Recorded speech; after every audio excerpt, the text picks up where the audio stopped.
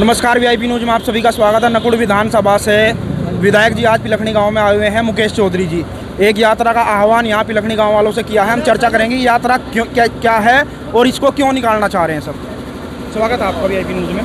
धन्यवाद। कल नकुड़ विधानसभा के अंदर सोराना से लेकर सरसावा तक 5 किलोमीटर की रन फॉर यूनिटी की यात्रा होगी, जिसमें पूरी विधानसभा के गांव-गांव से लोग शामिल होंगे, हजारों की संख्या में। और श्री दिनेश गोयल जी सदस्य विधान परिषद इसमें हमारे मुख्य अतिथि के रूप में आएंगे और हम सब लोग पूरी विधानसभा के लोग इकट्ठे होकर एक साथ सरसावा तक पैदल जाएंगे। और रास्ते में अलग अलग कॉलेजों के द्वारा सांस्कृतिक प्रोग्राम बच्चों ने रखे हैं, क्योंकि सरदार पटेल जी ने इस देश के लिए जो किया है वो किसी ने नहीं किया। जब देश आज़ाद हुआ तो हमारा देश अलग अलग रियासतों में बटा हुआ था। आदरणीय पटेल जी ने सभी रियासतों को इकट्ठा करके एक भारत श्रेष्ठ भारत की निर्माण किया और उनका ये काम आने वाली पीढ़ी को पता हो, आने वाली जनरेशन को जानकारी हो।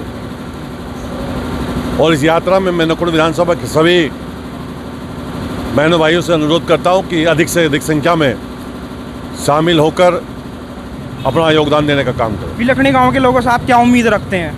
पिलखनी गांव के लोग तो पहले से मेरे साथ है। बहुत अच्छा गांव है और मैंने यहाँ बड़ा विकास के काम किए और आगे में मैं और विकास का कार्य। अभी आपने जो स्पीच दी उसमें आपने 2 बातें कही हैं। पहली कि 11वें स्थान पर था गरीबी में, अब 4थे स्थान पे आ गया। लेकिन दूसरी ओर देखा जाए तो 80 करोड़ लोगों को अनाज दिया जा रहा है। कहीं ना कहीं भुखमरी कगार है, जो पहले 11वें स्थान पे थी आज 191वें स्थान पे। इस पर क्या कहेंगे?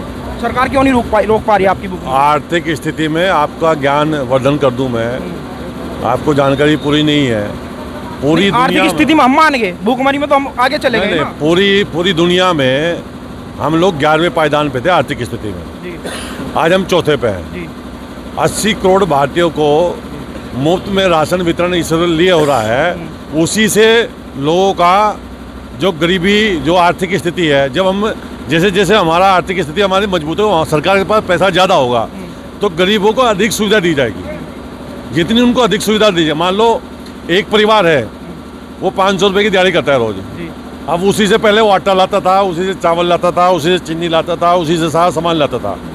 अब उसको राशन की कोई समस्या नहीं है।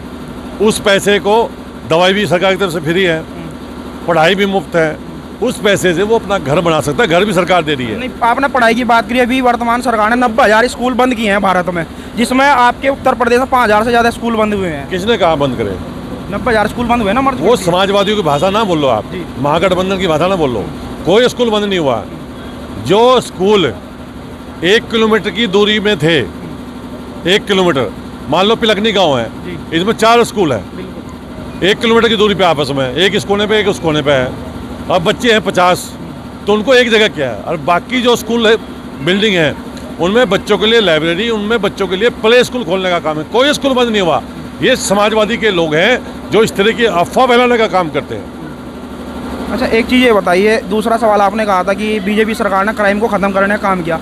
एनसीआरबी का 2024 में डाटा आया है, नेशनल क्राइम रिकॉर्ड ब्यूरो, कि उत्तर प्रदेश अभी भी क्राइम में सबसे नंबर 1 है पूरे भारत में। अभी भी देखो, उत्तर प्रदेश दुनिया का सबसे सुरक्षित स्थान है रहने के लिए।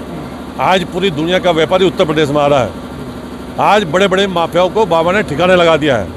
आप पत्रकार हो, आपको अच्छे से जानकारी होनी चाहिए। क्या होता था इस सहारनपुर में, किस तरह से बदमाश चौकी पर रात को कब्जा कर लेते, याद है? नहीं है। आज कोई कब्जा नहीं है। आज किसी की औकात नहीं है। आम आदमी को छेड़ते, सिपाही और दरोगा को छेड़ने की तो बहुत दूर की बात है। चलिए, बहुत बहुत धन्यवाद विधायक जी। कोई दिक्कत